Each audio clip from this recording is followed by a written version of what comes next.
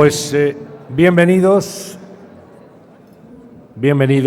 a este desayuno de Nueva Economía Forum que organizamos con el mecenazgo de Asisa y de Red Eléctrica de España. En unos días, la próxima semana, comenzarán los actos del bicentenario del Museo del Prado.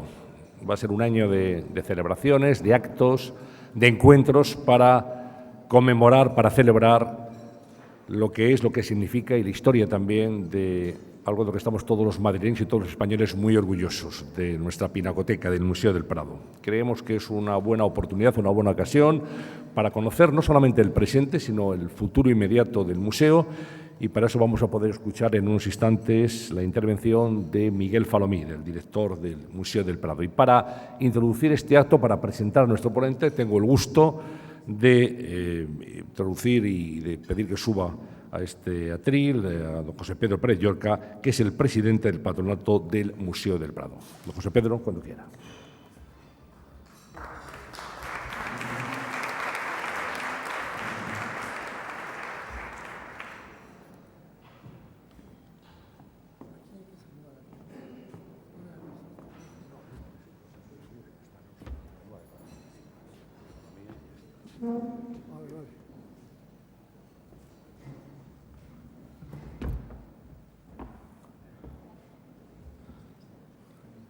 Pues directivos de Nueva Economía, señoras y señores, muy buenos días.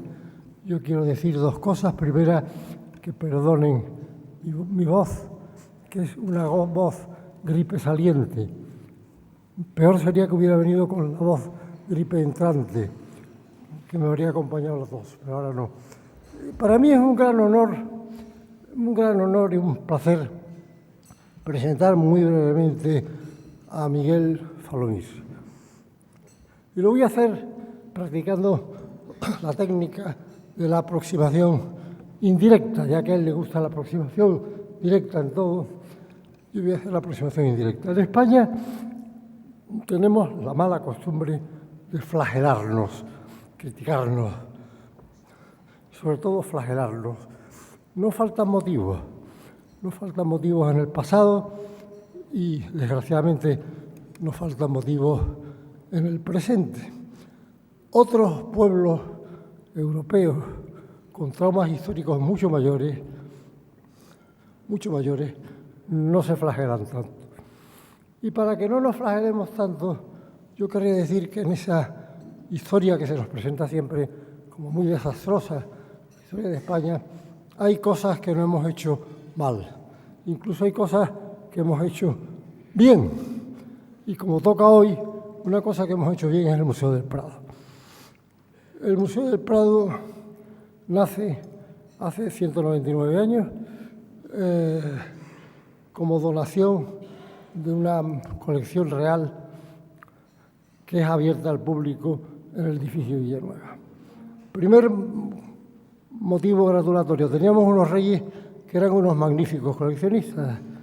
Se dejaban asesorar por los mejores artistas y eso ha permitido tener esta pieza del museo, esta parte del museo, compuesta casi exclusivamente de obras maestras. Y eso es muy único. Ese museo, poco a poco, primero adquiere el tesoro más importante de pintura de la desamortización, a través del Museo de la Trinidad, y ya se convierte en un museo mucho más grande, se institucionaliza, se nacionaliza, se convierte en Museo Nacional en 1868 y desde entonces adquiere un patronato y mantiene una política de compra de donaciones que hacen de él hoy realmente él mismo una obra maestra. En muchas cosas competimos con otros países, ocupamos puestos determinados. En museos equivalentes al Museo del Prado estamos siempre los 3, 4 primeros puestos. Unos que los quieren más nos ponen el 1, otros el 2, los holandeses el 4, pero estamos siempre en esa liga. Y eso tiene un porqué.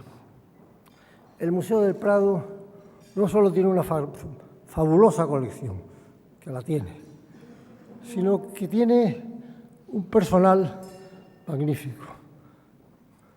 Da gusto trabajar con ellos. desde los conservadores, los restauradores, la brigadilla, los vigilantes de sala, que saben de pintura más que cualquier visitante.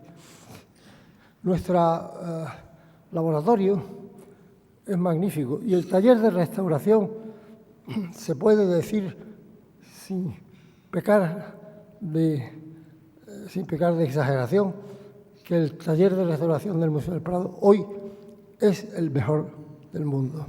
De manera que el museo está a muy alto nivel y está enfocando el futuro pues con todos los nuevos medios tecnológicos, enfocando el Bicentenario como lo explicará Miguel Falomir. Todo eso requiere un buen director y tenemos un excelente director y esta era la aproximación indirecta, ya ha llegado desde el museo hasta el director, porque sin un buen director no funcionaría. ¿Cómo es Miguel Falomir?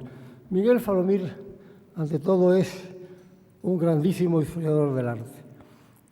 Le acaban de conceder hace unos meses la medalla Mongan en la Universidad de Harvard y esta medalla Mongan es el premio Nobel de los historiadores del arte. Es más que un premio Nobel, porque los premios Nobel a veces sabemos todos que se van, sobre todo algunos, al buen tuntún, y esto lo dan los propios historiadores y saben de qué. De manera que está en el top de los historiadores del arte, reconocido por ese colegio del Tati College, que es el que otorga el premio en Harvard. Y además no presume de ello. Es un erudito. De pintura sabe todo, de la que le toca, de la que ha sido conservador y de toda ella. Es un hombre cultísimo. Yo ayer, leyendo El Mundo, me di cuenta de una cosa que me gustó, que es que ha tenido a veces lecturas desordenadas, porque yo también he tenido siempre lecturas desordenadas, he saltado de una cosa a otra, y yo creo que eso es lo que da la cultura, ¿no? Los que siguen un método, en fin, que yo diría de joven, pues es más complicado. Es un hombre que tiene una energía inagotable y un dinamismo que yo no le puedo seguir. Es natural, porque yo ya estoy mayor y él está en la flor de la edad. Es un hombre que ha asumido la dirección con plena potestad y que ha demostrado una capacidad de dirección y de mando que permite que el museo vaya como va, porque el museo está pasando un momento espléndido.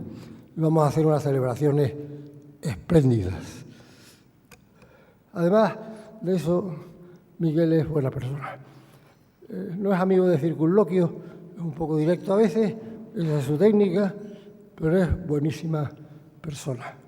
De manera que, resumiendo, ya he explicado el Prado y he explicado cómo es Miguel Falomir, pero si se me pregunta, ¿y quién es? En pocas notas, pues yo diría inteligencia, erudición, sabiduría, dinamismo, energía y bonomía personal. Ese es Miguel Falomir. Muchas gracias.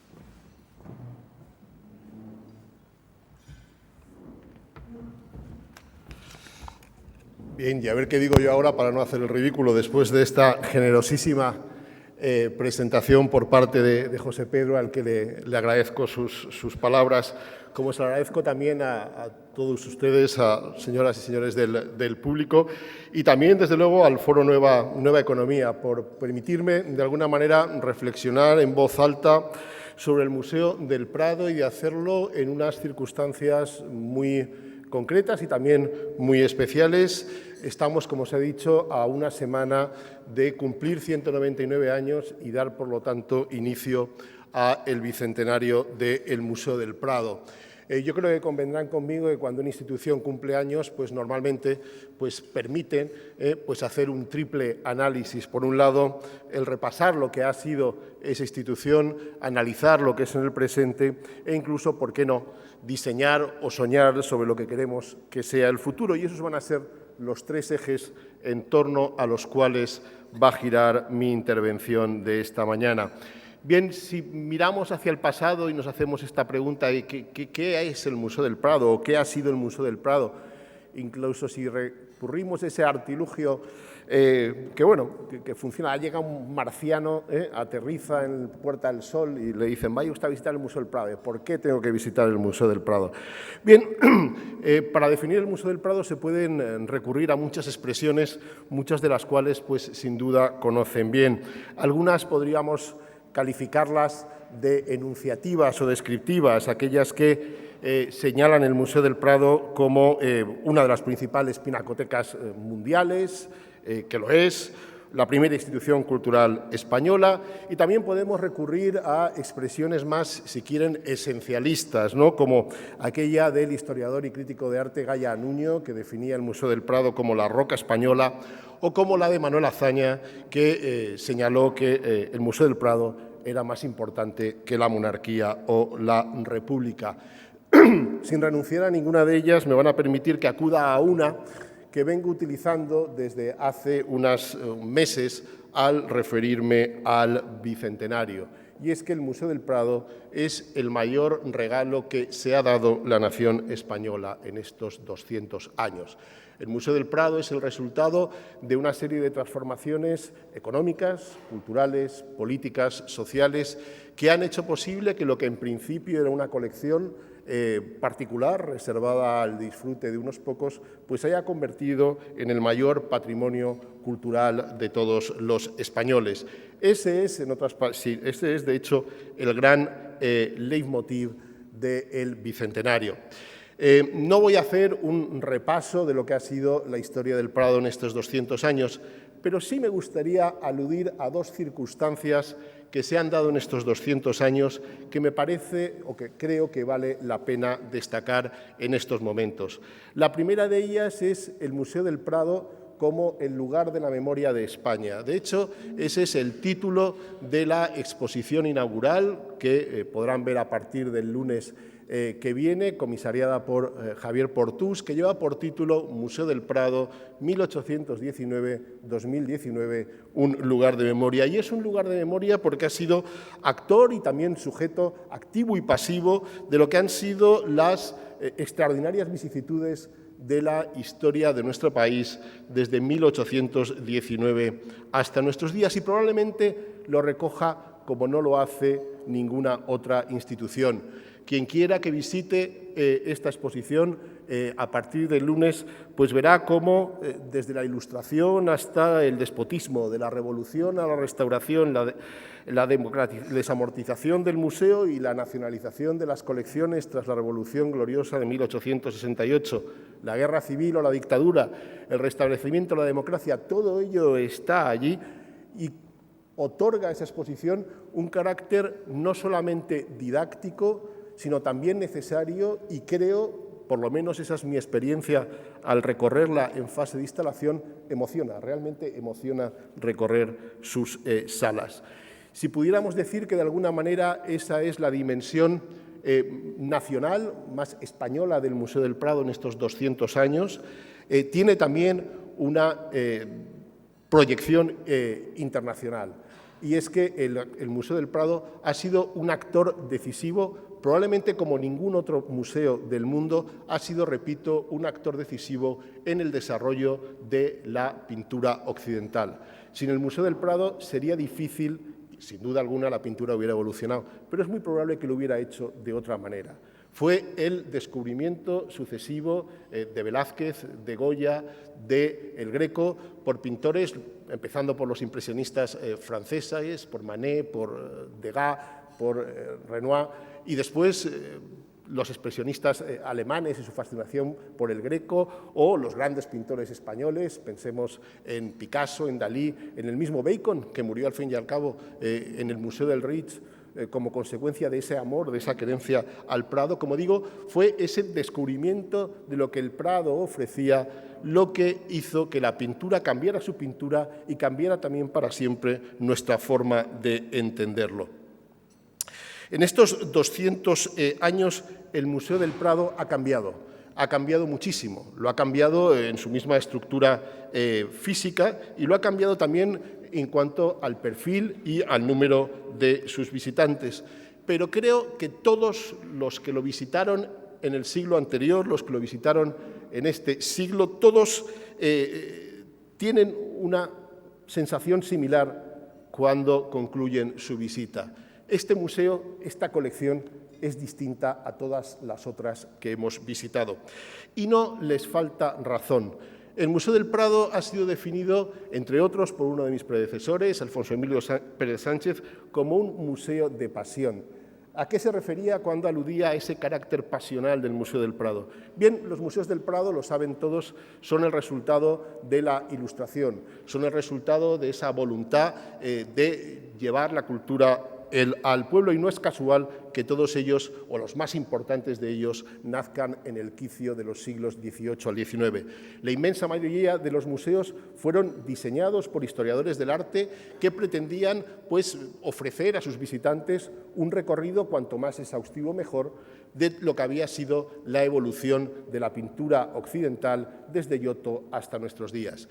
Y quien acuda a algunas de estas instituciones, algunas tan modélicas como la National Gallery de Londres, pues podrá en efecto seguir pues cada una de esas escuelas, cada uno su evolución durante siglos. El Museo del Prado, aunque abrió sus puertas en fechas parecidas a las otras grandes instituciones europeas, en origen es la antigua colección real, y una colección real hecha básicamente en los siglos XVI y XVII. Los reyes de España no coleccionaban aquellos con ese ánimo didáctico, coleccionaban lo que les gustaba e intentaban tener cuantos más pintores, cuantas más obras pudieran de sus pintores favoritos, ignorando aquellos que no les placía.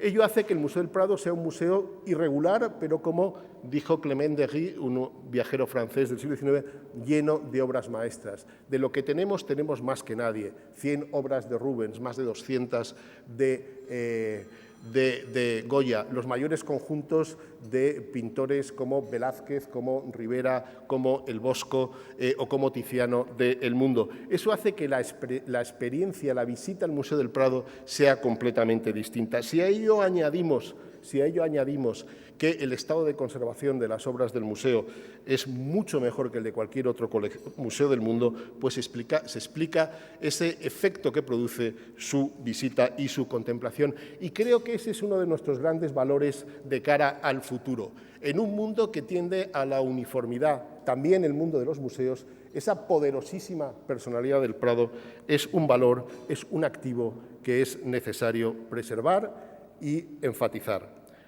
Si pasamos del pasado al presente, deberíamos preguntarnos, bueno, ¿qué es hoy el Museo del Prado? Antes he comentado que éramos la principal institución cultural española, pero también, como he dicho antes, si importa es porque trascendemos nuestras fronteras y nuestra importancia es reconocida en el extranjero. Y permítanme que no sea yo quien me eche flores, sino que recurrir a una serie de baremos de indicadores que creo que son importantes. El primero podríamos decir que es un baremo de naturaleza económica. Me refiero al estudio que la Rotterdam School of Management de la Erasmus University de Holanda ha hecho sobre la reputación en términos absolutos. Una de las sorpresas que deparó este estudio es que no había ninguna institución o corporación pública o privada que aventajara a los museos en cuanto a reputación. Y el Museo del Prado es el 8º museo en cuanto a reputación del mundo, solo superado en cuanto a marcas privadas por Rolex, que es la única que se cuela entre los museos. El segundo indicador que voy a utilizar es de una naturaleza mucho más popular, pero no por ello menos importante. Es la clasificación que todos los años hace TripAdvisor y que se basa en los comentarios y en los juicios de los visitantes de los distintos museos, según el cual el Museo del Prado es el 5º mejor museo del mundo, el 3º de Europa y el 1º de España. Hay que recordar, no obstante, que no siempre fue así. El Museo del Prado, apenas llegué yo al museo en el año 97, aún recuerdo una portada del Herald Tribune donde se le calificaba como el museo enfermo de Europa, parafraseando pues, el comentario que se hacía del Imperio turco a finales del siglo XIX y principios del XX. ¿Por qué ha mejorado? Pues ha mejorado por muchas cosas y sin duda una de ellas ha sido el pacto parlamentario sobre el Museo del Prado, que fue aprobado en 1995, y quiero que mis palabras sirvan de homenaje a Carmen Alborg, recientemente fallecida y una de las muñidoras de ese pacto, y que luego pues, se ha beneficiado de la absoluta lealtad de todos y cada uno de los partidos que han gobernado y que ha contado con el apoyo y la colaboración constante de los distintos presidentes del Patronato del Museo del Prado, algunos de los cuales están con nosotros. Ese pacto parlamentario fue el que posibilitó que el Prado cobrara autonomía. Fue la primera institución cultural española que disfrutó de una ley propia, la del 25 de noviembre. Noviembre es un mes particularmente dichoso para la historia del Museo del Prado, del año 2003, que luego fue desarrollado en un Real Decreto del 12 de marzo de 2004 y modificado el 18 nuevamente de noviembre de 2011. ¿Qué es lo que ha permitido todo ello? Pues dotar al Museo del Prado, en primer lugar, de estabilidad y, en segundo lugar, de autonomía. ¿Cómo es el museo hoy en día? El museo que pues pueden visitar cuando quieran, empezando por hoy mismo cuando concluya este acto. Pues es un museo que tiene 3 millones de visitantes. 3 millones de visitantes que no solo son muchos más de los que había antaño, sino que además son muy distintos. El Museo del Prado, el último año que tuvo más visitantes nacionales que internacionales fue en el año 2011. Desde entonces tenemos más extranjeros que nacionales y en estos momentos hemos alcanzado un 65%, estoy hablando datos del año 2017, de visitantes extranjeros. Tenemos muchos más millones de visitantes virtuales. La página web del Museo del Prado, que tiene ya unos años, pero cuando se relanzó con un nuevo diseño en el año 2016, pues fue galardonada con 2 Webbies, que a muchos de ustedes pues probablemente no les suene, pero son como los Oscars del mundo de las páginas web. Mereció el Webby de la crítica y del público y que tiene una activísima presencia en las redes, ya sea Instagram, Facebook o Twitter, que le permite llegar, como digo, a millones de visitantes virtuales. Y un Museo del Prado que físicamente se ha ido extendiendo con el tiempo, que ha traspasado los límites de aquel edificio Villanueva diseñado por Juan de Villanueva inicialmente, que en estos momentos estamos hablando del Campus del Prado integrado por 4 edificios y más de 45.000 metros cuadrados de superficie útil. Es un museo que yo creo que podemos afirmar que se trata de un museo inclusivo, un museo que pretende llegar a todos. De hecho, probablemente no haya mayor indicio de que más del 50%, en torno al 50% y medio de sus visitantes no paga entrada. No es posible decir que por una cuestión monetaria no se visita el Museo del Prado, bien porque se acogen a los horarios de gratuidad, diarios de 6 a 8, o bien porque figuran en algunas de las modalidades de gratuidad, ya sea pues, ser menor de 18 años, estudiante hasta 26, mayor de 65 o desempleado. Por otro lado, un 15% paga una entrada reducida. Ese compromiso con una población cada vez mayor se traduce, por ejemplo, en su departamento de educación. La educación se incorporó a los museos, empezando por los anglosajones, después de la Segunda Guerra Mundial. En España llegó muy tarde, ya en los años 80, pero podemos decir que en el año 2017 el Museo del Prado, su departamento de educación, dio servicio a más de 300.000 personas, concretamente 328.414, casi 300.000 de los cuales eran estudiantes. Bien, es también un museo nacional, y a mí me gusta enfatizar, no solamente porque lleve el nacional en su nombre, sino porque esa ha sido su voluntad, yo diría que prácticamente desde el momento de su creación. El Museo del Prado tiene más de 3.000 obras en depósito, obras que están mayoritariamente en España, 3.235 obras concretamente, de las cuales 2.797 son pinturas. Pero no solamente es esta presencia particularmente perceptible en museos de bellas artes a lo largo y ancho de toda la geografía del Estado español, sino que además exposiciones organizadas por el Museo del Prado, y todos los datos que estoy dando son de 2017, pues fueron visitadas por 311.000 visitantes fuera de Madrid y 266 obras del Museo del Prado fueron además prestadas a exposiciones organizadas por distintas instituciones españolas en 25 sedes. Estos depósitos empezaron en la década de 1860 y probablemente el Museo del Prado aquí tiene que entonar un cierta mea culpa. No siempre se ha hecho el didactismo que debiéramos haber hecho. Tenemos una ocasión magnífica con motivo del Bicentenario para recordar a todo el país que el Museo del Prado no es solo madrileño, es de todos. Y uno de los programas estrellas del Bicentenario lleva, de hecho, por título De gira por España y consistirá en la exposición de una obra maestra del museo, y cuando hablo de obras maestras, créanme que lo son, Velázquez, Goya, Rubens, Tiziano, Rafael, Sorolla, en cada una de las comunidades autónomas españolas, más las 2 ciudades autónomas de Ceuta y Melilla. Pero aparte de ese Museo Nacional, lo es institución nacional no solo dentro de nuestras fronteras, sino también fuera de ellas. El Museo del Prado a menudo pues, asume la representación cultural de lo que es la presencia española en el mundo. Estamos todavía en el año dual España-Japón, que conmemora el 150 aniversario del establecimiento de relaciones culturales, de relaciones diplomáticas entre Japón y España. El acto central dentro de la esfera cultural ha sido una enorme exposición sobre Velázquez y el siglo de oro que se ha mostrado sucesivamente en Tokio y en Kobe, y que ha tenido casi 500.000 visitantes. Pero antes se hizo lo mismo con Rusia y con tantos otros países.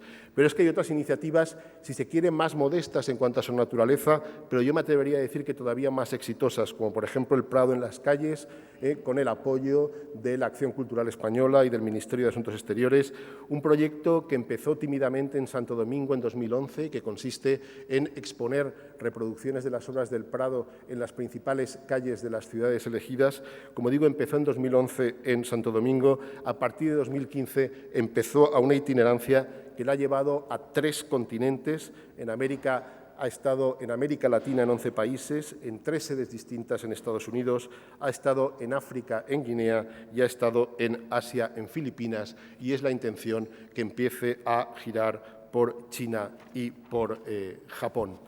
Bien, todo ello, evidentemente, requiere una financiación. ¿Cómo nos financiamos y cómo hacemos frente? El último presupuesto aprobado, el de 2018, se elevaba a 49.712.000 euros, de los cuales la aportación del Estado eran 15.300.000 y 29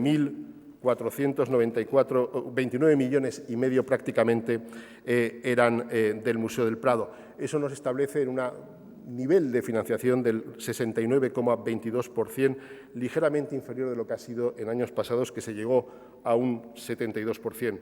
Para que lo sepan, pues las entradas constituyen el 18,5% de los ingresos propios, patrocinios de colaboradores, corporaciones a los que quiero expresar mi gratitud pública a todos ellos, pues son un 6,75%, y quisiera también incluir a la sociedad civil que se manifiesta a través de la Fundación de Amigos del Museo del Prado, cuyo presidente nos acompaña hoy aquí. Como digo yo, después del Barcelona y del Real Madrid, probablemente el club más grande que hay en España, con más de 35.000 socios, y que son pues, esa presencia constante de la sociedad civil dentro de lo que es el Museo del Prado. Bien, y ahora permítanme pensar lo que queremos ser en el futuro. Creo que queremos ser un museo que profundice en algunas de las líneas que he enunciado en las que estamos trabajando en estos momentos.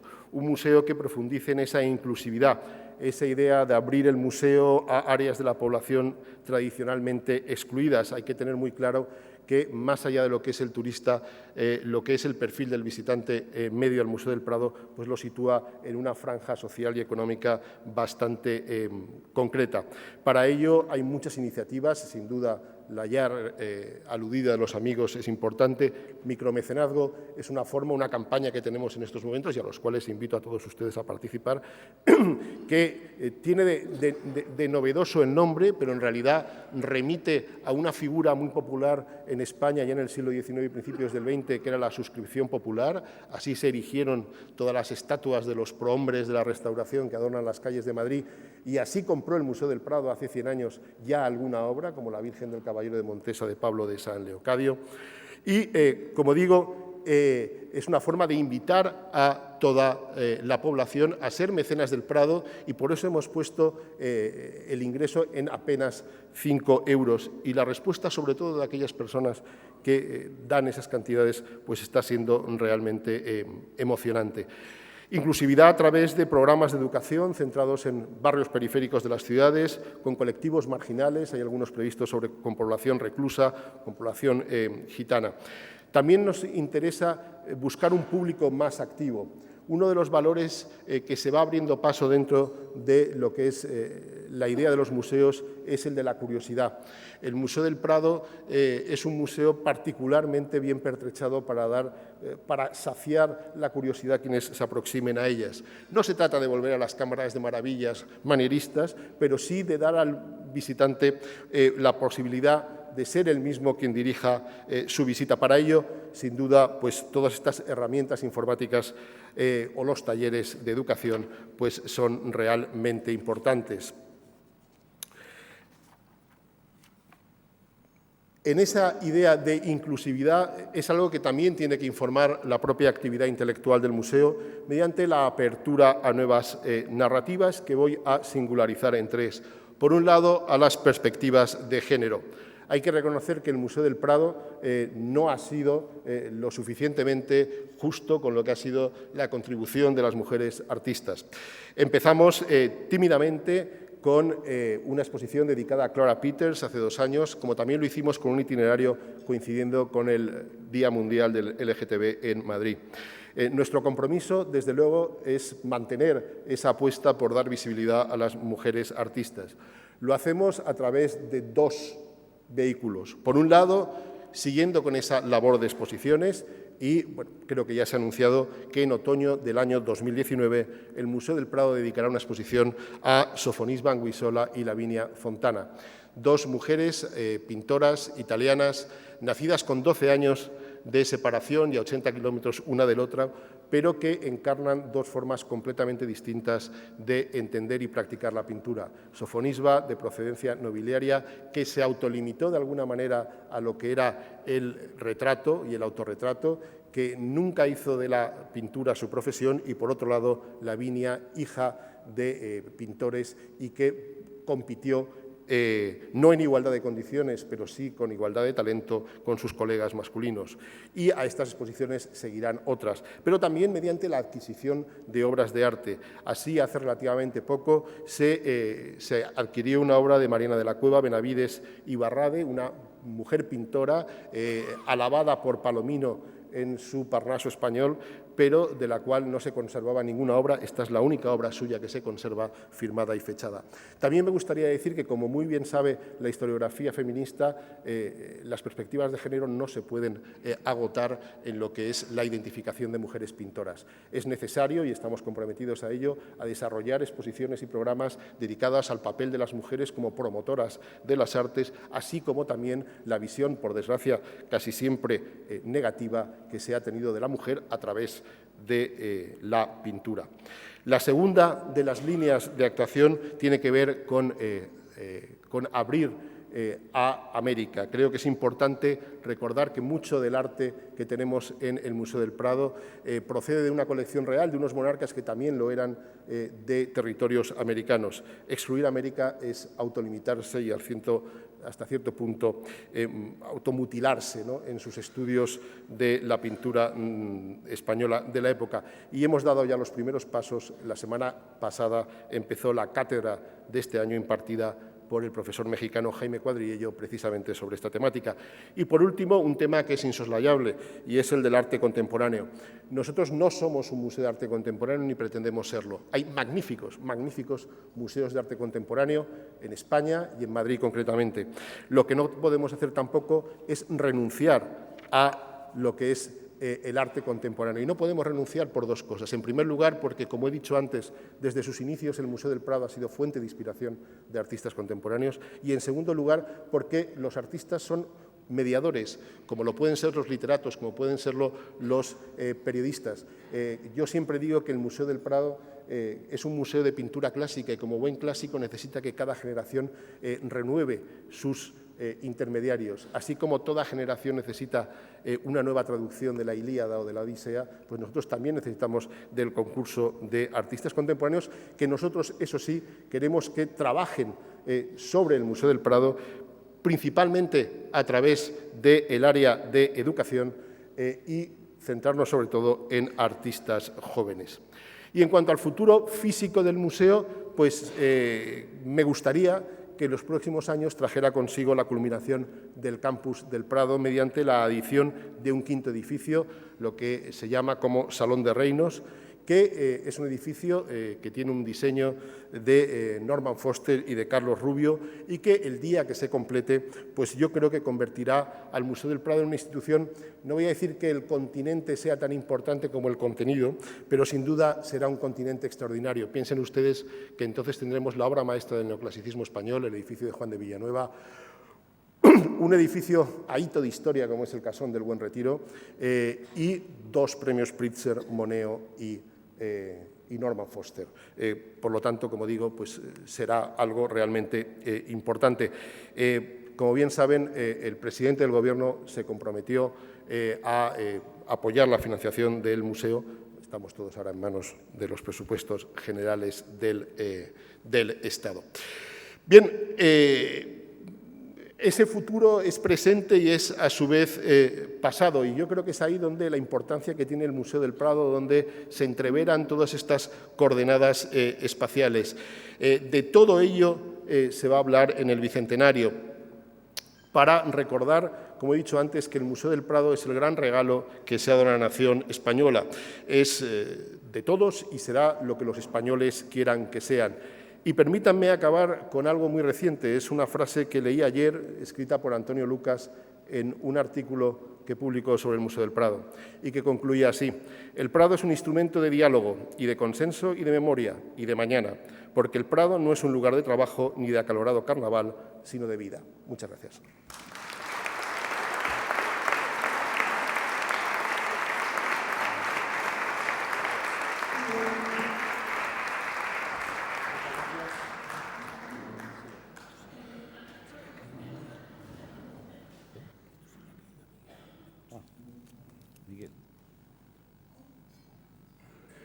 Muchas gracias, señor Folomir, por su intervención y vamos a abrir ya el turno de preguntas que han ido llegando durante este tiempo hasta nuestra mesa.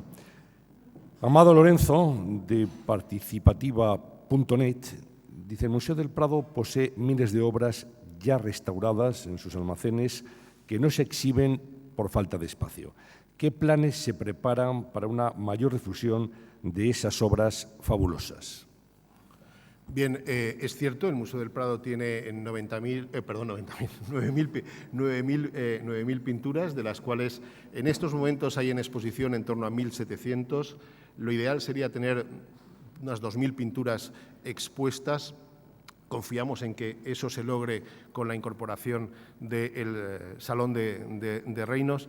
Pero luego es una institución que, como he dicho antes, está constantemente haciendo exposiciones. El Prado presta unas 300, 400 obras todos los años, que evidentemente exige de otras 400, 500 obras para reponerlas cuando faltan. Pero es que aparte de eso tiene más de 3.000 obras depositadas. Es decir, gran parte del Museo del Prado está visto mucho más de lo que parece. Y luego, créanme, hay una especie de mito en torno a los tesoros ocultos del Prado. No negaré que hay obras de buena calidad, pero créanme que hay otras que ustedes no se las colgarían en sus paredes. Sí, Carlos López Comburros, en este sentido, le dice: ¿qué porcentaje de patrimonio del Museo del Prado no está expuesto? Bien, pues evidentemente, si antes lo he comentado, 9.000 obras, de las cuales hay 2.000 expuestas en lo que es el propio museo, más otras 3.000 que están fuera, más luego pues podemos decir que otras 500, 600 que están, pues yo supongo que un 60, 60 y tantos % está expuesto de una forma u otra. Muy bien. Ha hablado del campus del Prado y dice: el antiguo Museo del Ejército servirá para ampliar el museo, en caso afirmativo, ¿para cuándo? ¿Y qué albergaría? Bien, todas las distintas ampliaciones que ha conocido el Museo del Prado y que han sido importantísimas, estuvieron encaminadas sobre todo a dotar al Museo del Prado de una serie de infraestructuras que lo homologaran con los museos más importantes del mundo. No hace mucho tiempo, pues recordarán ustedes que cada vez que había que hacer una exposición en el Museo del Prado había que desmantelar la colección permanente, que el taller de restauración estaba en salas del Museo del Prado. Bien, todo eso se ha conseguido, pero ninguna de estas actuaciones y ampliaciones previas estaba encaminada a exponer más obras. Eso es lo que queremos hacer con el Salón de Reinos, exponer esas 250, 300 obras de gran calidad que deben estar expuestas. ¿Y qué obras exponer ahí? Bien, yo creo que el proyecto de Foster Rubio tiene una ventaja, y es que desdobla perfectamente lo que es la crujía, la parte histórica, con la cual es extraordinariamente respetuosa, mientras que se inventa, en sentido positivo, una magnífica sala en la planta superior. Yo creo que todo ello hay que dedicarlo a la exposición. Creo que, puesto que tenemos los espacios y tenemos las obras que había en esos espacios, pues parecería un crimen, por lo menos, no empezar exponiendo esas obras. Y en cuanto a los tiempos, como he dicho antes, pues tenemos este compromiso por parte del presidente del Gobierno, que evidentemente pues agradecemos extraordinariamente. En el momento en que estuvieran aprobados los presupuestos generales del Estado, confiamos que en 4 años sería una realidad.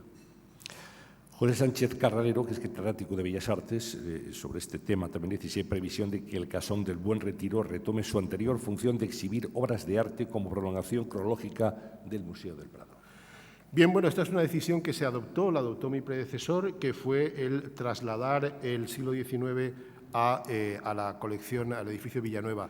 Yo creo que fue una decisión acertada, y creo que lo que hacía era acabar con una cierta marginalización del siglo XIX, que en el Casón las cifras eran demoledoras del número de visitantes que tenía el resto de la colección y la gente que se desplazaba hasta el Casón para ver el siglo XIX. De esta forma, integrándola con el resto de la colección, se ha dado una visibilidad a esos pintores del XIX que antes no tenían.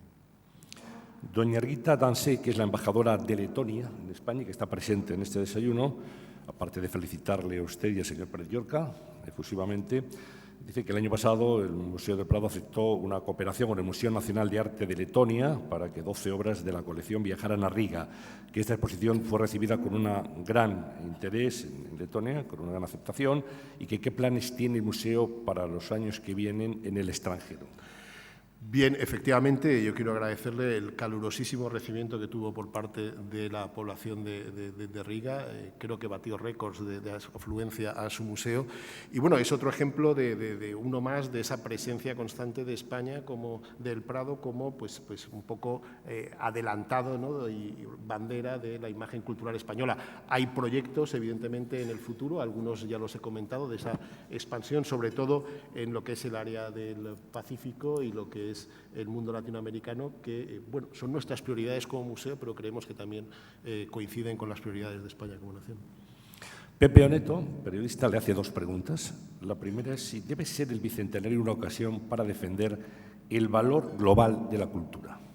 Yo creo que me gustaría que no hubiera que recurrir al Bicentenario y que la cultura pues fuera defendida todos los días, ¿no? Pero sí creo que es de alguna manera recordar que la cultura no es un aditivo a la sociedad, sino que es absolutamente consustancial a la misma, ¿no?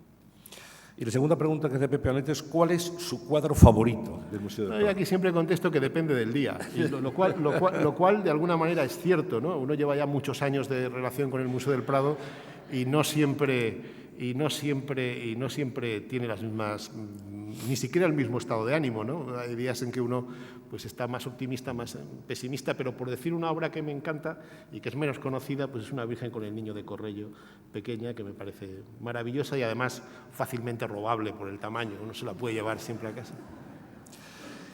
De esto ha hablado ya en su intervención, pero bueno, Lourdes, Lucía y Beatriz Madrigal, de Clásicas y Modernas, que es una asociación para la igualdad de las mujeres en la cultura, le dicen que, teniendo en cuenta el escaso papel de las mujeres como pintoras en el Museo del Prado, ¿qué planes tiene para que la exposición y conocimiento de las pintoras que forman parte de los fondos cumpla con la Ley de Igualdad? Bueno, ya lo he comentado, nosotros tenemos lo que tenemos y tampoco podemos. Somos un museo de arte clásico donde evidentemente hay mujeres artistas e incluso estoy convencido que algunas más que se descubrirá que hay obras suyas en el Museo del Prado, pero bueno, el número es el que es. Yo creo que la línea de dar visibilidad es un poco la que he comentado antes. Desde luego, hacer exposiciones dedicadas a ellas, identificar estas mujeres artistas, adquirir obras de mujeres artistas y luego no limitarnos únicamente a la mujer artista. Hay otras formas de aproximarse. Ha habido mujeres que han tenido un papel fundamental como promotoras de las artes y también hay algo que es importantísimo y es cuál es el rol que se ha adjudicado a la mujer en la pintura de los siglos XVIII, XIX o incluso del XX, ¿no? Creo que todo eso contribuye a dar visibilidad a las mujeres. Una pregunta que suele aparecer siempre en este tipo de coloquios o de presentaciones y si renuncia a exhibir algún día el Guernica en el Museo del Prado como quería Picasso. Pues esa es una pregunta recurrente. Yo siempre he dicho, mientras yo sea director nunca voy a solicitar el Guernica. Siempre he dicho lo mismo. Hombre, yo creo que tarde o temprano el Guernica acabará volviendo al Museo del Prado, pero por una razón muy sencilla. Si el Museo Reina Sofía sigue comprometido con el arte contemporáneo, dentro de 150 años el Guernica será un clásico, no será una obra de vanguardia. Hombre, pues a lo mejor es el momento en que vuelva al Prado. Bueno, más seguido de los presupuestos, le preguntan cómo son las relaciones del Museo del Prado con la actual administración de Pedro Sánchez. Pues la verdad que yo, como he dicho antes, yo creo que desde el año 95 que se firmó ese pacto parlamentario, la relación del Museo del Prado con todos los distintos, y además quiero recalcar, porque han sido todos los distintos presidentes del Gobierno, ha habido una relación muy fluida, muy estrecha. Yo creo que el Museo del Prado en ese sentido no tiene ningún motivo de queja. En este caso sí que quería pues, agradecer la visita que hizo el presidente, acompañado con la vicepresidenta, y su compromiso de financiación del... Aparte de las habituales visitas de los colegios ya clásicas, ¿hay algún plan para acercar el Museo del Prado a los jóvenes, aprovechando el Bicentenario? Sí, bueno, hay proyectos.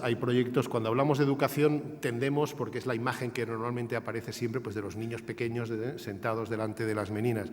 Eso es así, pero abarca las actividades de educación del Museo del Prado son amplísimas. Antes he dicho que pues dan servicio a más de 300.000 personas que van desde las actividades destinadas a poblaciones marginales, antes lo he dicho, pues con población reclusa que viene directamente desde instituciones penitenciarias al Museo del Prado, hasta las más elitistas. Hay visitas en latín que, para gran sorpresa mía, se llenan. Entonces, es decir, se abarca absolutamente todo, pero sí que hay, por ejemplo, ahora se está desarrollando un plan específico con unos institutos de Moratalaz, donde se les está invitando a cómo hacer un documental del Museo del Prado. Las actividades son múltiples y muy abundantes.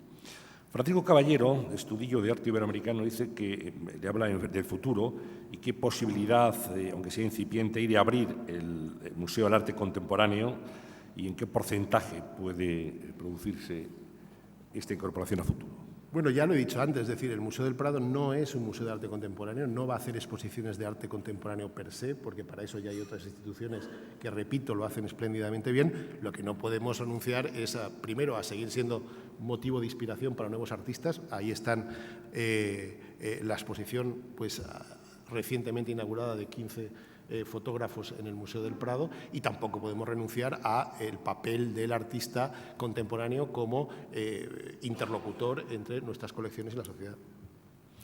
Eugenio Luján, de la Universidad Complutense, dice: le agradezco la visión de conjunto que nos ha ofrecido y quería preguntarle si hay pensados programas específicos de colaboración con universidades y con los estudiantes de estas universidades. Bueno, ya existen numerosísimos programas, hay convenios firmados prácticamente con todas las universidades de Madrid y algunas de fuera de Madrid, sobre todo para facilitar las prácticas en el museo de los estudiantes de los distintos grados de másters de las universidades. Creo que es un programa muy positivo por ambas partes. La universidad pues, ofrece unas prácticas a sus alumnos y nosotros pues, nos beneficiamos sobre todo del entusiasmo de estas jóvenes que yo creo que tienen su primer contacto con lo que es la vida profesional de los museos. Ha hablado de financiación y le preguntan por la contribución del merchandising a la economía del Museo del Prado. Bueno, el merchandising es una aportación, desde luego, en modo alguno desdeñable, no figura entre las grandes fuentes, pero se gestiona todo a través de Prado Difusión y comprende pues, todo lo que es el merchandising estricto, como también la explotación de lo que es la cafetería y de todo tipo de tiendas. Es importante, es irrenunciable por parte de ningún museo y bueno, nosotros estamos contentos del dinero que procura a las cuentas del museo. ¿Ahí estamos por debajo de otros museos similares al Prado en el mundo? Bueno, es algo que oscila mucho, es decir, porque no depende tanto del número de visitantes, sino del tipo de visitante que viene. Nosotros, por ejemplo, cuando flojean rusos y chinos lo notamos muchísimo. Es decir, un ruso gasta como 150 españoles. Entonces, depende mucho de esas fluctuaciones, pues se nota. La tienda, en ese sentido, es probablemente la más sensible a los flujos y, repito, no tanto en cuanto al número como en cuanto a la procedencia concreta de ellos. Bueno, ya para finalizar, hay varias preguntas que coinciden en si puede adelantar el nombre de algunas de las obras maestras que van a viajar a las comunidades autónomas de toda España con motivo del bicentenario. Sí, vamos, son públicas, están en la página web del Museo del Prado y vamos, están desde bufones de Velázquez, está pues no sé, empezamos el 26 de noviembre, empezamos en Cataluña, empezamos concretamente con el Museo Dalí en Figueras y lo que hacemos es dar satisfacción a un anhelo que Dalí no pudo satisfacer en vida, que fue ver su obra colgada al lado de Rafael. Entonces prestamos la Virgen, la Sagrada Familia de la Rosa de Rafael y se colgará al lado de obra de Dalí. Pues no sé, cuando hemos podido hemos hecho algún guiño local. El magnífico retrato de Jovellanos de Goya pues se expondrá en la Casa de Jovellanos en Gijón. Va a ir el llamado San Francisco Hamlet de Zurbarán, porque tiene una calavera en la mano, pues va a ir, por ejemplo, al espacio Zurbarán que diseñó Torner en el Museo de Arte Contemporáneo de Cuenca, pero todo obras, como digo, de primerísima calidad. Muy bien, pues muchas gracias. Voy a ceder a la palabra a doña Marta Matute, directora de Comunicación de Red Eléctrica de España, para que cierre este acto en nombre de sus mecenas. Buenos días a todos. Es un placer dirigirme a ustedes en nombre de Asisa y de Red Eléctrica de España, a quien, como saben, represento como directora de comunicación para despedir este desayuno, y al director del Museo del Prado, Miguel Falomir. Arrancan los actos conmemorativos del bicentenario de la Pinacoteca, y las empresas que patrocinamos Nueva Economía Forum no podemos por menos que congratularnos con esta celebración. Una conmemoración que estoy segura de que servirá para afianzar los lazos que unen al museo con la sociedad española y también con la sociedad europea. Yo quería destacar, Miguel Falomir ha resaltado muchas de las cualidades del museo, ¿no? Y yo quería destacar una de ellas, que es la capacidad para conmover a los eruditos, aquellos que son expertos en arte, pero también a los ciudadanos que nos gusta disfrutar de sus obras, de su luz, ¿no? Entonces, creo que es un momento de alegrarnos con las nuevas iniciativas que va a poner en marcha el museo, ese deseo de estar todavía más cerca de la sociedad española, con los proyectos de micromecenazgo, con los proyectos de nuevas narrativas y de grupos sociales que pueden acercarse al museo. Así pues, solo me queda despedirles a todos ustedes, alegrarnos con esta celebración e invitarles a que visiten una vez más el museo. Gracias.